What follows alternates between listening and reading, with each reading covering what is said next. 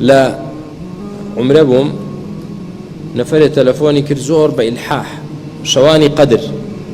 جايا شوي 25 ويا 27 ويا 29 نازم يشك لو سيانا والله أعلم تلفون زور إلحاح ما مصادبه بتبينم كردبو تفر مكاكا ولا عنوانا كم بيوتو هات وتي ما مصلا من بيامي كم بيه وتنفرمو وتي مسلمانان زور بهلا لجولك وقاور حالي بون وتنبوه شون اي تو شون لي حالي وبتمان جينا ما مصلا جولك وقاور هم كافرنيه تم اي تينا هي انا مسلمانه ناتوانين بلين جولك وقاور همي كافر بو جهنم جولك وقاور من هي كافرنيه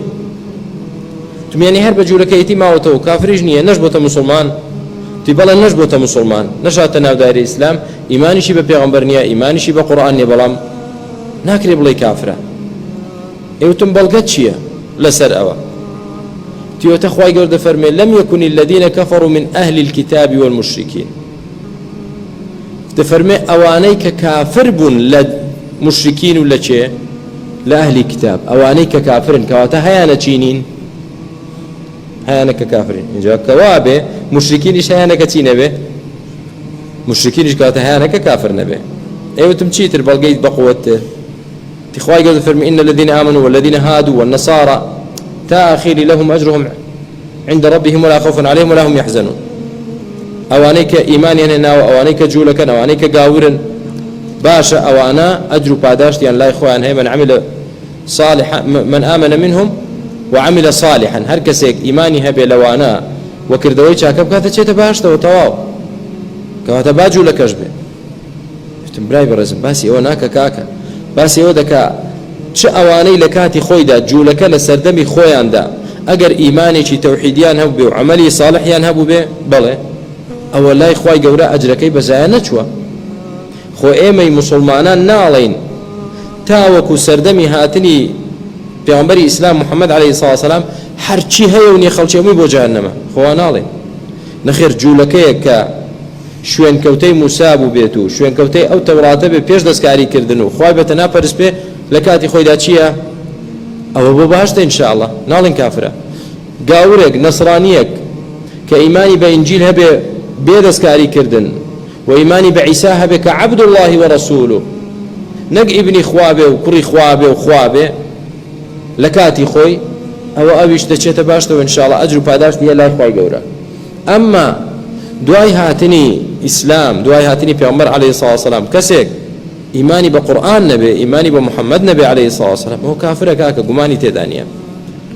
جاو ايه مثلا نيشك لو اتانا بكبون باسكرت او تخواي غورا بمرجي داناوا يؤمن بالله وما انزل اليكم دبي ايماني بچي هبه ايماني بوهبه كبو ايوش دابزي وكقرآن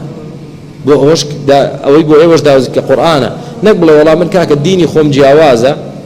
من لسر ديني خومم باورم بانجيل هي بلان باورم بقرآن نيه نخير اشتوانا بد في عمر اخوه عليه الصلاه والسلام ده فرمى والذي نفس محمد بيده لا يسمع بي احد من هذه الامه يهودي او نصراني او مجوسي ثم لا يؤمن بي إلا دخل النار سوين بوي نفسي مني بدسته هر كسيك بيستبيتي كمن هاتوم بيستبيتي كخواي قورا هر وكو چون موسى وعيسى ناردوا وإبراهيم ناردوا بيستبيتي كمحمد شي ناردوا وقرآن دا بزاندوا دواي اوش إيمان بينهينه او دشت اقري جهنمو كواتا لكس قبول ناكري وكو شرع لكس قبول ناكري بلا والله من مخيرم اختيارم هي بان شي من او دائره اسلام نا اشتوا نابد بلا بزور ناكري بمسلمان بلام توبه كافر حسابت لترازوي قران وسنه دا لترازوي اسلام دا توبه كافر حسابت نقبل ولا هیچ فرقی نیه لبین جولکیک و گاوریک و مسلمانیک و بوذیک و هندوسیکی گاپرستو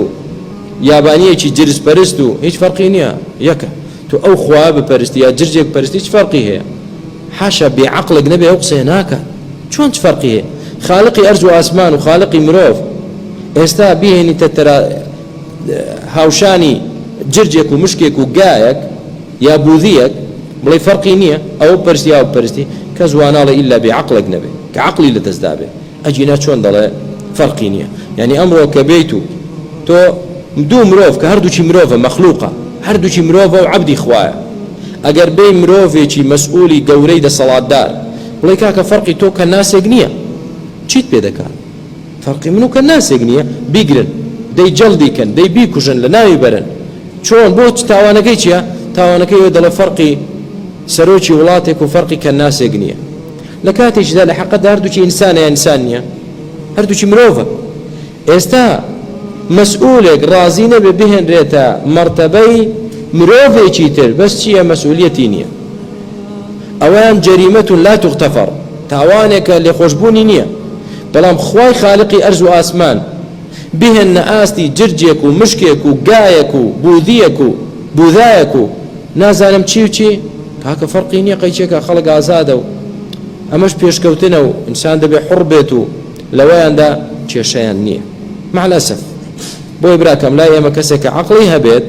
ناڵێ وەڵا فەرقی نییە نەوەڵا خواپەرست بە تەنها موسڵمانە و خاوەنی عەقڵی کاملە و ڕۆشنبیرە و تێگەیشتووە ئەوەش کە غەیری خوا دەپەرستێ ئەوە